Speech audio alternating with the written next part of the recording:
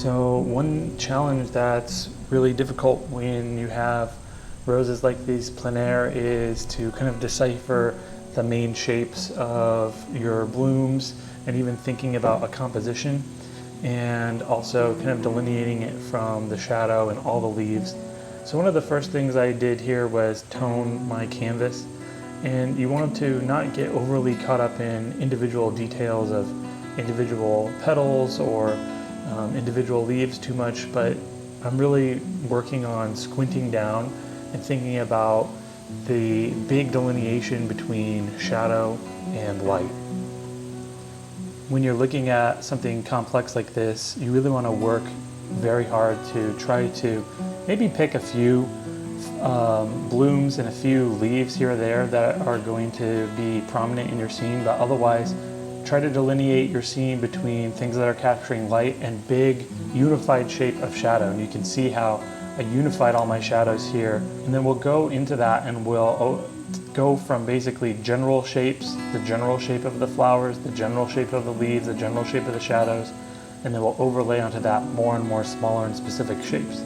So you can see that when I did the drawing, I picked out a few leaves, and I'm laying in a few of the shadows of the petals of the roses and some shadows for the leaves, and then you start to go to your next brightest thing. And so we can kind of slowly work on taking our colors and our shapes and our tones and working from darker to light.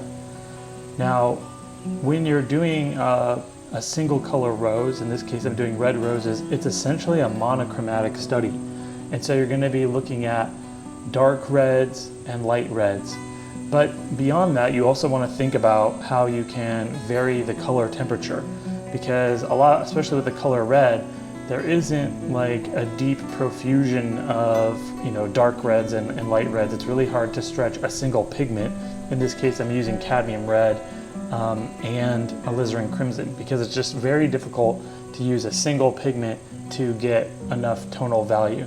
On top of that, you saw me dipping into ultramarine blue, because those shadows, those parts that the light isn't hitting to give the roses form and not just be flat, are also going to be cooler in nature. And so you can kind of cool down your reds by adding blue and shifting those reds towards purple, or also by mixing with alizarin crimson, which is a cool red.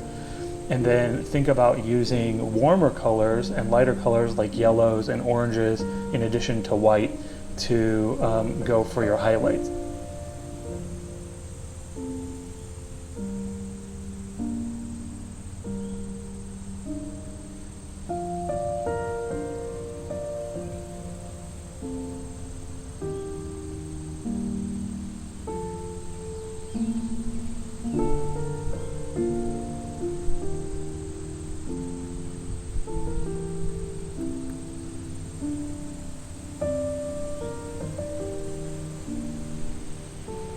I also feel like when you're doing multiple blooms like this, it's helpful to select one or more blooms, one area of the composition that you want to be the focal point, maybe one flower that you want to be the focal point, and that's going to be the flower that we'll add more detail to, and the other ones will kind of allow to sort of blend into the background or not have as much delineation of form, let them be a little bit more flatter, a little bit more general.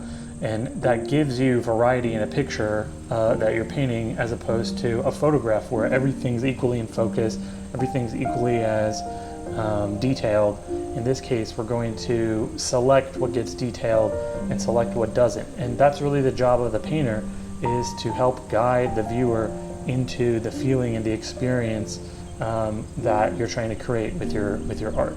So here you can see I'm using a round brush, and I'm playing with these different values of cooler, darker red with lighter red. The lighter red is pure cadmium red, and then I'm brushing into that with some darkened alizarin crimson, and even cooling it down a little bit more with blues.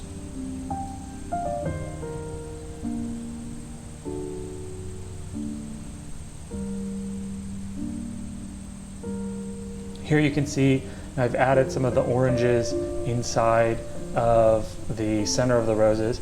And now I'm coming in with a smaller brush to, again, delineate and reinforce the structure of individual petals at this point. And this rose that I'm painting on, this is what I've decided is going to be the focal point. And so I'm trying to create more contrast around there, pushing some of the shadows and the highlights more deeper there, and get some sharper edges, some more tightness in this specific rose. And then the other roses I'll treat much more loosely. And so as you go along, you may want to start by squinting your eyes, keeping your eyes squinting down, and that's something that we commonly hear. But what a lot of people don't realize is, like, as you get farther and farther along in the painting process, you want to squint less and less. And so to basically collect more visual data that you can add in to create more depth and detail. But usually you don't want to do this for the entire painting. You want to do it for just your local area that you've decided is the focal point, or the areas that you want to draw attention to. So looking at the leaves now, you can see that we started with maybe just a shadow and a light, and again refining that a little bit more detail.